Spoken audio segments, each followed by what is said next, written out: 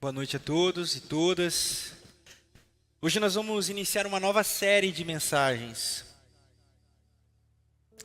A série se chama A Generosidade Salvará o Mundo. A generosidade salvará o mundo. Os tempos são difíceis. Vislumbro tempos de escassez. Escassez de alimento, dinheiro, recursos para a sociedade. Temo o caos. Mas se hoje é o centenário de Paulo Freire, eu quero homenageá-lo, dizendo que no Brasil o ato de ter esperança já é um ato revolucionário. Manter viva a esperança já é um ato de revolução no Brasil. E dentro dessa realidade, eu quero,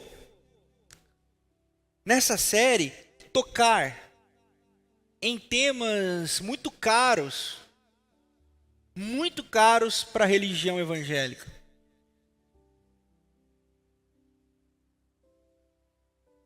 Posso estar pisando, posso não, eu acho que eu estou, num campo minado.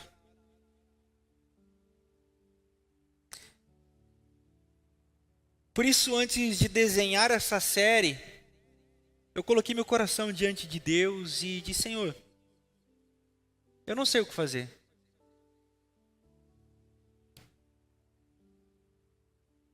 E a melhor coisa é quando a gente não sabe o que fazer, porque quando a gente sabe o que fazer, normalmente dá errado. A melhor coisa que a gente tem a fazer é depender de Deus mesmo. Pode dizer assim, ó, se não for o Senhor, nós estamos lascados. Já diria o Gil do Vigor. Eu vou falar sobre dinheiro. Eu vou falar sobre riqueza. Vejam bem, eu vou falar sobre prosperidade.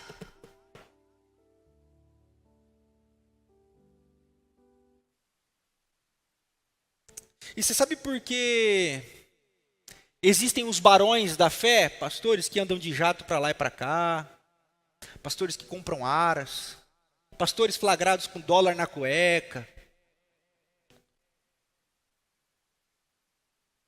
E esses pastores se sustentam, mesmo depois de escândalos, escândalos, escândalos, escândalos. Sabe por quê? Porque o problema não é o grito dos maus. Refiro-me agora à frase de Martin Luther King Jr., pastor batista. Ele diz, não, a voz dos maus é a voz dos maus. O problema é o silêncio dos bons. Por isso eu resolvi encarar esse desafio de tocar em temas caros, temas sagrados. Porque se ninguém falar, essa é a voz que vai ser ouvida.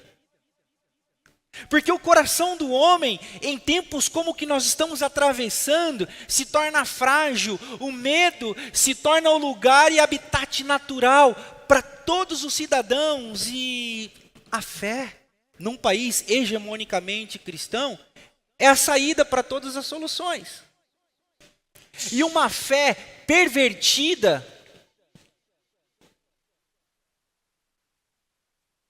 uma fé deturpada, nada mais é do que demoníaca. Então eu vou tratar desses temas nessa série, porque a generosidade salva o mundo. Mas nós não vamos salvar o mundo porque nós somos crentes, e porque a gente tem a fé certa, e porque as outras religiões vão se dobrar diante da gente, e todo mundo vai começar a vir nas nossas igrejas. Não. A generosidade vai salvar o mundo, e a igreja vai ser um instrumento de salvação, porque na casa do pão, o pão é compartilhado. Por isso, eu subo hoje aqui com muito temor e tremor diante de Deus. Não mais nem menos do que eu sempre faço, mas pelo tema, é uma berlinda. E você pode estar pensando, pastor, o que isso tem a ver com a minha dor? Tudo a ver. Pastor, o que isso tem a ver com o meu problema? Aguarde e verás. Por quê? Porque o mundo não gira em torno de você. E nem das suas dores. O mundo gira o mundo. E nós precisamos ser sinal do reino de Deus. Ser a presença do reino de Deus. Aquela presença, irmãos, que nós tanto clamamos. Venha o teu reino sobre nós, venha a nós o vosso reino. E seja feita a tua vontade aqui na terra, como é no céu. No céu não há fome. No céu não há injustiça. No céu ninguém dorme ao relento. No céu todo mundo tem um teto. No céu todo mundo tem comida. No céu mulheres não são agredidas, nem crianças são estupradas. A igreja é um lugar da sinalização do reino de Deus que está por vir. No hoje. A generosidade salvará o mundo. E hoje eu quero lhes convidar a abrir comigo o texto sagrado, a nossa Bíblia, na primeira carta de Timóteo. Primeira carta de Paulo a Timóteo, o jovem pastor. Nós vamos ler o capítulo 6 a partir do verso 3.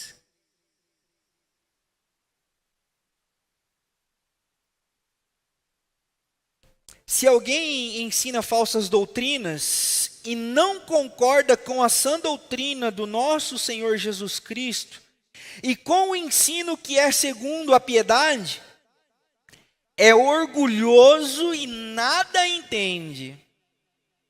Esse tal mostra o interesse doentio por controvérsias e contendas acerca de palavras que resultam em inveja, brigas, difamações, suspeitas malignas e atritos constantes entre aqueles que têm a mente corrompida e que são privados da verdade, os quais pensam que a piedade é fonte de lucro.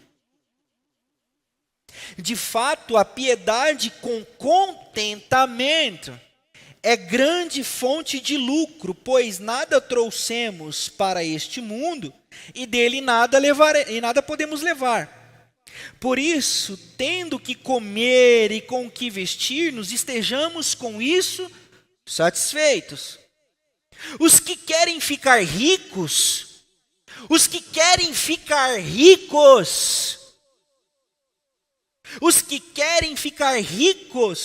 caem em tentação, em armadilhas e muitos desejos descontrolados e nocivos que levam os homens a mergulharem na ruína e na destruição. Pois o amor ao dinheiro é a raiz de todos os males. Algumas pessoas, por cobiçarem o dinheiro, desviaram-se da fé e se atormentaram com muito sofrimento.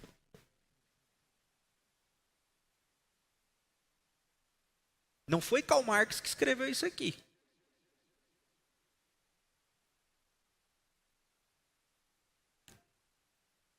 Nós precisamos começar a abrir os olhos para a palavra de Deus.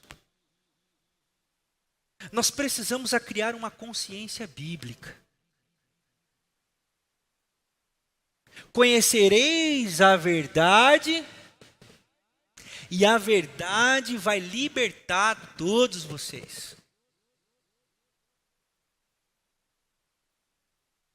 Mateus, capítulo 6, no verso 24, Jesus diz assim: não se pode servir a dois senhores,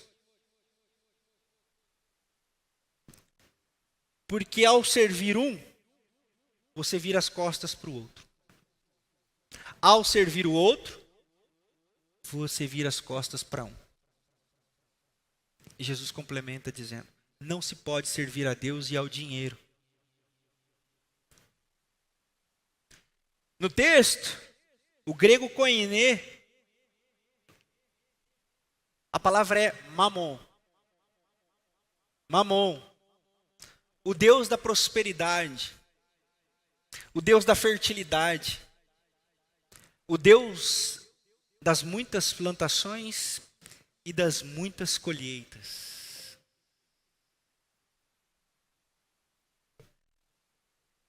O Deus que o povo de Israel se prostituiu nos tempos do profeta Oséias. Conhecido, os adoradores de Mamon, conhecido como mamonitas. Em troca da fertilidade, em troca da produtividade, eles se converteram a Mamon. O problema não é sobre ter dinheiro, pessoal. O problema não é sobre ter as finanças robustas. O problema é quando o dinheiro nos tem. O problema é quando o dinheiro molda o nosso caráter, a nossa forma de ver o mundo. O problema é quando o dinheiro molda a nossa personalidade, a nossa forma de olhar as pessoas e se relacionar com elas.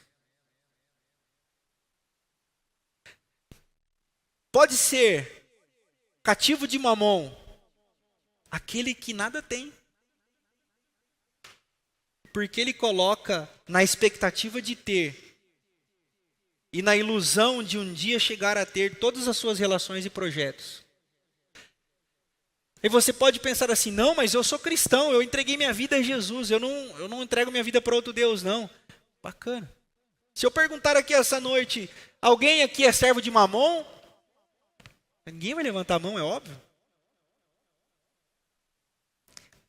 Mas nessa série, inaugurando hoje, eu quero trilhar alguns caminhos com você, para que você perceba que ele pode estar conduzindo alguns traços da sua jornada espiritual. E como se libertar disso vai ser poderoso para a sua jornada de vida. E como se libertar disso vai ser revigorador para a sua fé, para a sua espiritualidade e para a sua existência. Não se pode servir a dois senhores.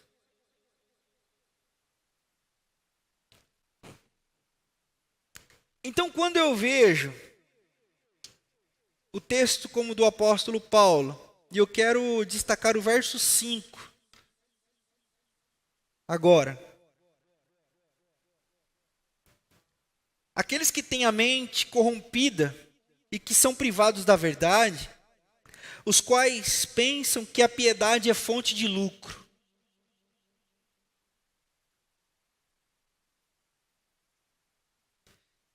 Piedade, ou alguém piedoso, significa aquele que serve um Deus. Qualquer Deus. Qualquer pessoa que é fiel ao Deus que acredita, ele é alguém piedoso, piedosa. E os cristãos emprestaram essa palavra para dizer: aquele que serve a Deus, a Yahvé, a Jeová, ao Senhor dos Senhores, a Jesus Cristo, são piedosos. O problema é que entrou uma galera aqui, na igreja, que Timóteo era pastor, entrou uma galera que usava esse caminho de se chegar a Deus e de servir a Deus como fonte de lucro. É uma galera que pensou assim: eu vou servir a Deus e vou lucrar com isso. Eu vou servir a Deus e vou ser alguém próspero. Eu vou servir a Deus e vou crescer na empresa. Eu vou servir a Deus e vou passar no vestibular. Eu vou servir a Deus e eu vou conseguir tudo aquilo que eu sempre sonhei. São esse tipo de gente. Esse tipo de ensino que enriquece os lobos da fé. Porque o nosso coração está pervertido na piedade. Assim como naqueles tempos, dentro da igreja, tinha pessoas usando da piedade, da jornada com Deus, para enriquecer, para crescer socialmente. Nos dias de hoje não é diferente. Não é sobre trabalhar, não é sobre projetar, não é sobre empreender e crescer. Não é disso que eu estou falando. O que eu estou falando é a vã expectativa de relacionar-se com Deus com segundas intenções.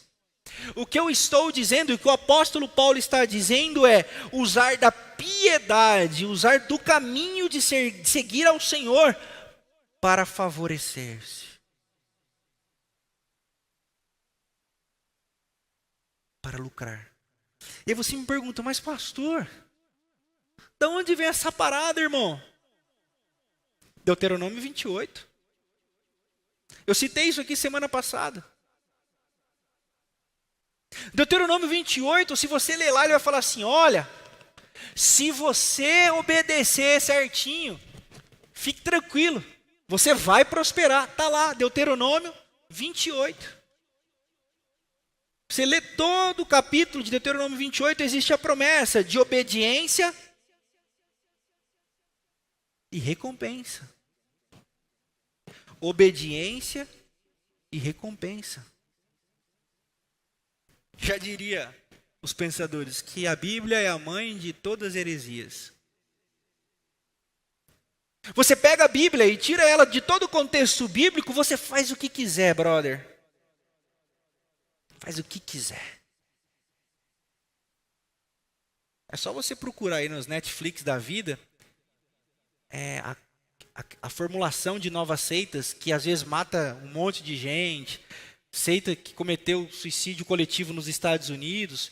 Os caras vão pegando os ensinos de Jesus, do texto sagrado, de outras religiões, mistura, faz uma panaceia e pum, escraviza. Pum, captura a consciência. Pum, tira até a alma do indivíduo. Por isso que nós precisamos de uma consciência iluminada pela palavra. É por isso que eu quero tocar nesses temas de acordo com o que a palavra de Deus diz. Não como verdade absoluta, mas como um direcionamento para a sua consciência. Como um direcionamento para o seu intelecto, para a formulação do caráter de Cristo, segundo o trabalhar dele na sua vida, no seu contexto. Eu não tenho um conjunto de regras para te entregar, irmão. Eu não tenho um parâmetro de fé para te entregar. Eu tenho um direcionamento sobre o que Jesus ensinou. E o que o apóstolo Paulo está dizendo é que alguns têm transformado o evangelho em fonte de lucro. John Wesley, o precursor do movimento metodista, que era anglicano, mas foi precursor do movimento metodista. Ele tinha um pensamento muito interessante. Ele dizia assim: quando o dinheiro cai no meu bolso, eu logo distribuo para que ele não encontre o caminho do meu coração. Quando o dinheiro cai no meu bolso, eu logo distribuo para que ele não encontre o caminho do meu coração. Acho interessante. Quando o dinheiro é elevado à categoria de mamão, nós começamos a usar Deus como subterfúgio para nos favorecer.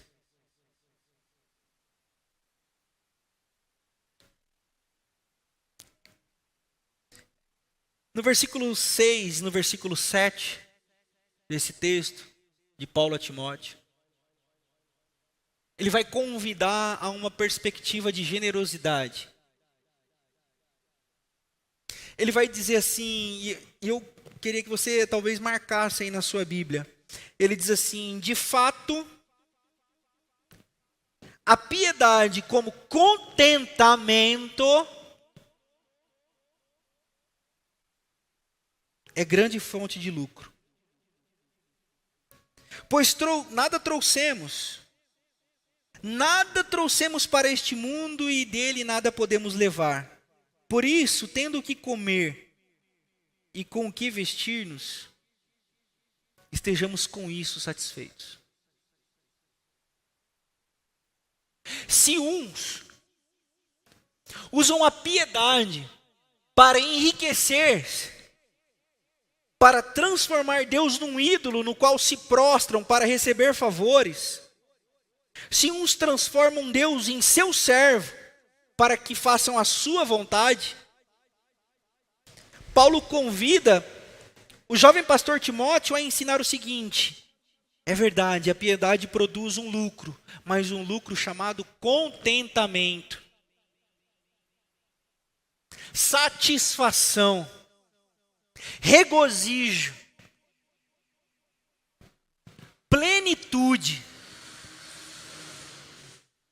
Porque tendo que comer e tendo que vestir, agradeçam a Deus. Quantos aqui nessa pandemia deixaram de fazer uma das 3 principais refeições do dia? Levante uma de suas mãos. Por falta de pão.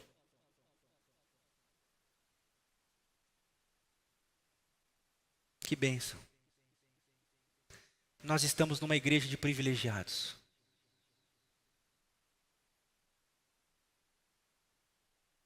Ricos. Que tem mais do que precisa para sobreviver. Obrigado, Senhor. Porque os meus irmãos não passam necessidade. Obrigado, Senhor, porque eu estou diante de uma comunidade que tenho que repartir. O que o apóstolo Paulo está dizendo é: vocês não precisam mais do que o suficiente. Vocês não precisam mais do que o pão de cada dia. Quero fazer menção novamente à oração do Pai Nosso. A oração do Pai Nosso diz assim: o pão nosso para cada 6 meses dá-nos hoje. É? O pão nosso de cada ano dá-nos hoje. Não. É o pão nosso de cada dia. É por isso que na poesia de Gênesis, quando Deus manda a ordem para o povo: peguem o pão, colham o maná e a carne de codornizes, o suficiente podia. Não peguem mais do que vocês precisam. O que os caras fizeram? Eu vou garantir o de amanhã. Vai que Deus falta, né? Pegou, apodreceu, cheirou mal, tomaram uma dura de Moisés. De Abraão, perdão. Vocês estão tirando, velho. Eu falei para não pegar. Eu falei. Não, Moisés, tá certo. Poxa, confundindo os pais da fé aqui, irmãos. Moisés, tá certo mesmo. Não colham mais. Não. Vocês não precisam mais do que o suficiente. E o que o apóstolo Paulo está dizendo? Existe um tipo de gente que o coração está pervertido. Existe um tipo de gente que o coração está corrompido. Pela síndrome da falta ou pela síndrome da acumulação. E esse tipo de gente perverteu o evangelho. Mas existem aqueles que têm.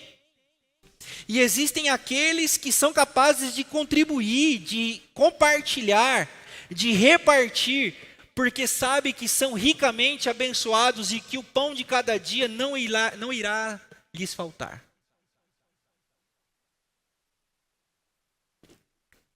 Na matemática do reino de Deus, dar não é perder, dar é ganhar.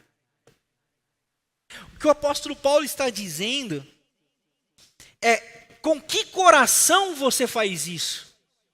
Uns dão com aquele lance: rapaz, eu estou com a conta meio apertada aqui, eu acho que tá me faltando fé. Eu vou fazer uma prova com Deus. Perdeu o coração, brother. Caiu nas garras do malacutraia. Mamon te agarrou. Agora, aqueles que dizem assim: eu não tenho muito, mas tem gente que tem menos. Eu tenho o que eu preciso, mas tem gente que não tem o que precisa. Esses encontraram o espírito do evangelho. O apóstolo Paulo diz: esses são contentes. São contentados, contentadas com o sustento de Deus. São contentados, contentadas com a presença de Deus.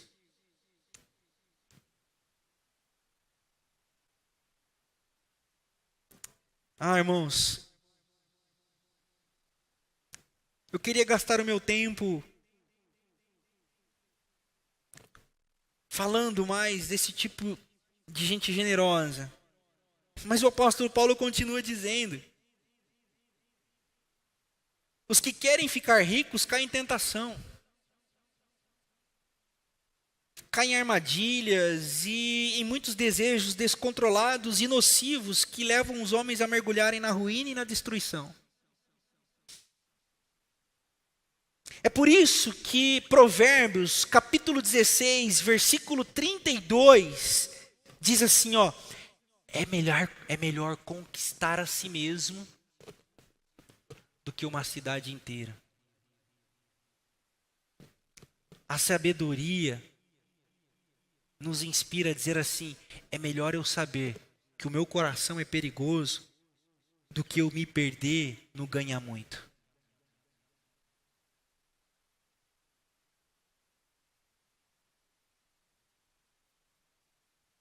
A generosidade vai salvar o mundo.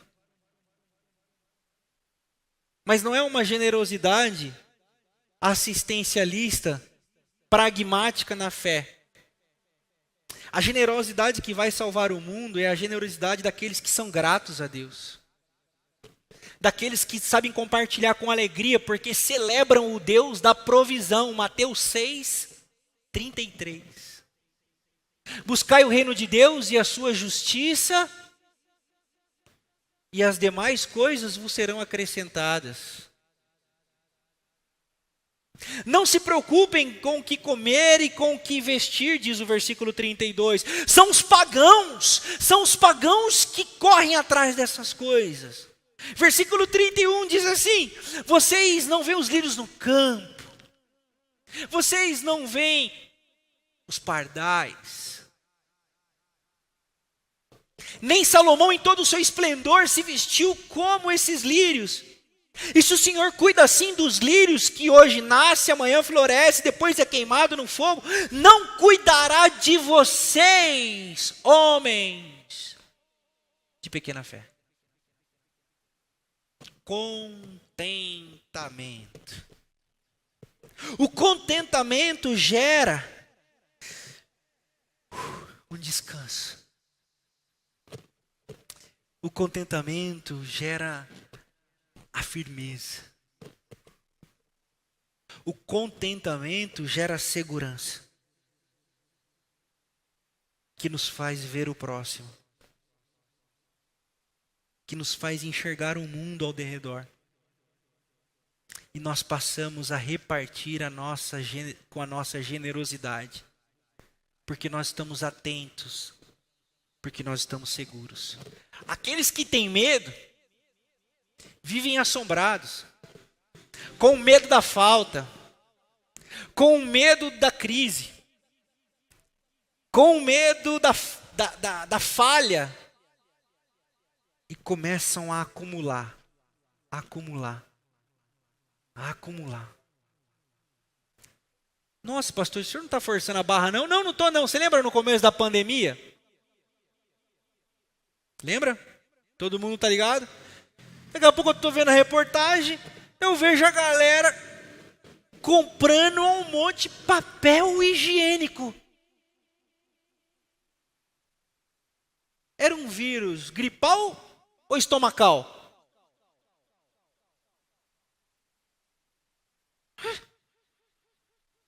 Mundo de doido. Mundo de fake news. Aí você ia no mercado, os caras com 15 pacotes de papel higiênico.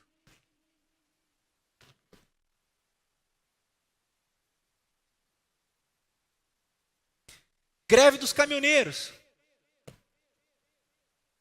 Você vai no mercado, a pessoa com 18 sacos de arroz, 24 de feijão, 32 litros de óleo. Mora quem? Ele e a esposa.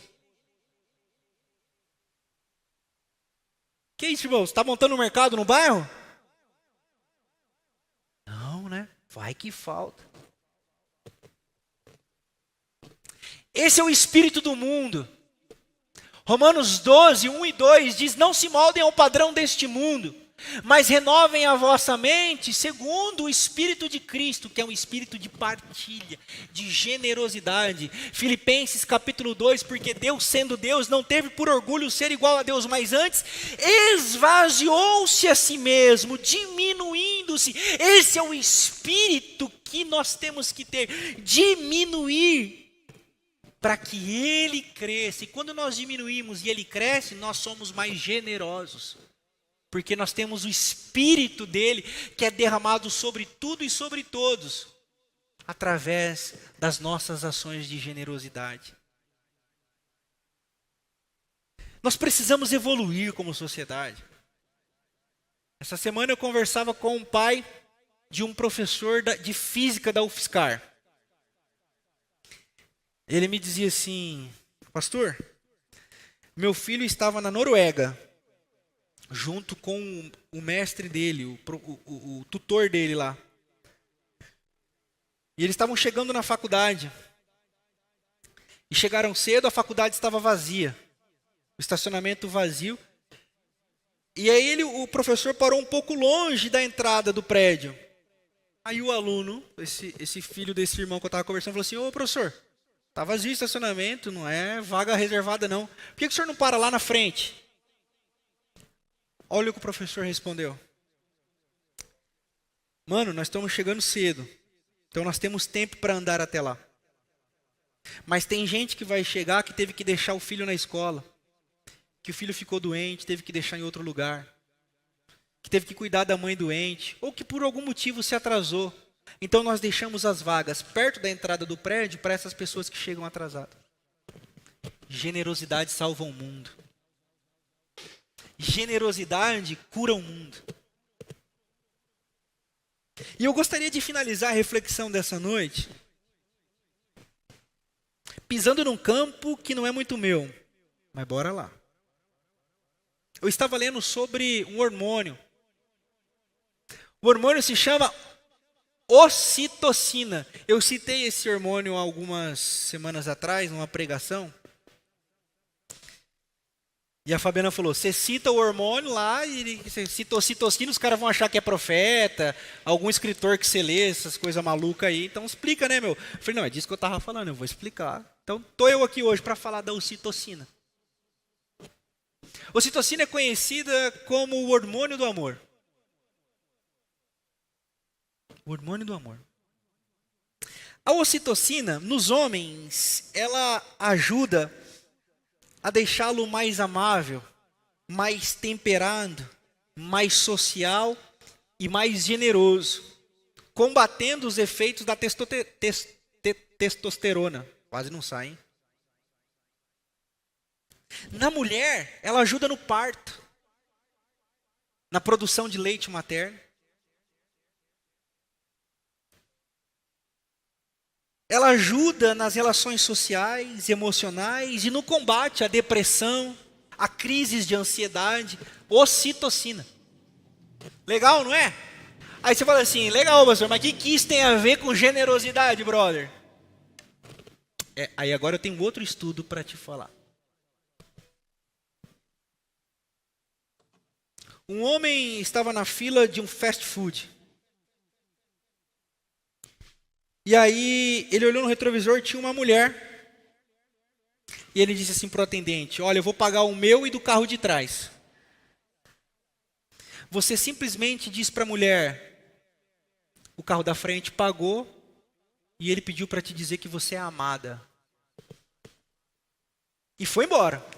E ele disse, cara, eu não sei qual foi a reação da mulher, eu não sei qual foi a reação da atendente, eu só sei que aquilo me fez vibrar de um jeito, me deu uma sensação de euforia. Que sensação é essa? Que descarga foi essa? Descarga de ocitocina. Generosidade gera no cérebro humano descargas de ocitocina,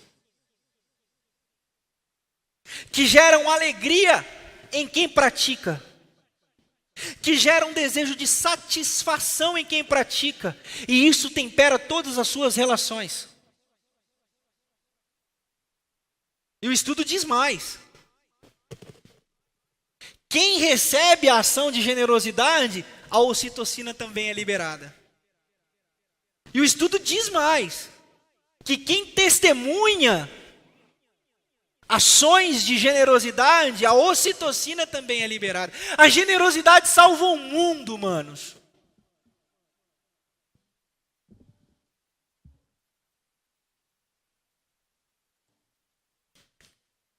Você não está bem? Seja generoso. Isso vai curar você. Está para baixo? Procure alguém para servir e ajudar. Isso vai curar você. Está pensando em desistir da vida? Procure repartir o que você tem e isso vai salvar a sua vida. Para fechar, de fato agora, o menino estava num restaurante. Naquele dia, ele estava completando 10 anos que havia perdido sua mãe.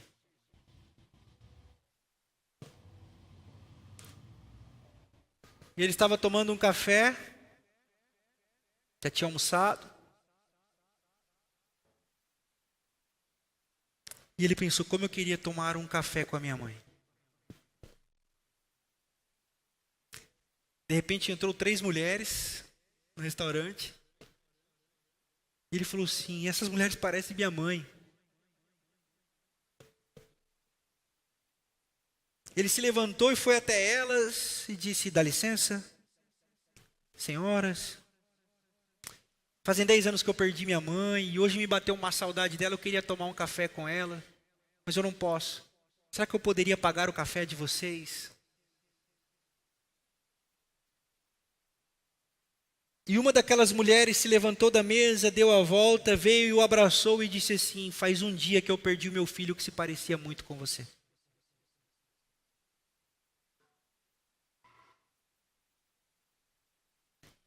Nós não sabemos quem são as pessoas que vão receber as nossas ações de generosidade, mas nós podemos salvar o mundo.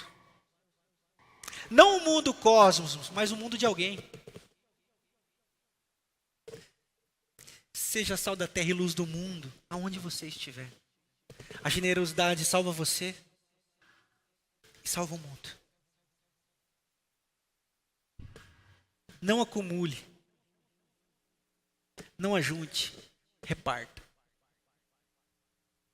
Não tenha medo. Se alguma coisa tem que te acordar à noite, que seja para orar por alguém. Que seja para você perguntar para Deus quem você tem que ajudar. E não sobre como que você vai fechar as contas no final do mês.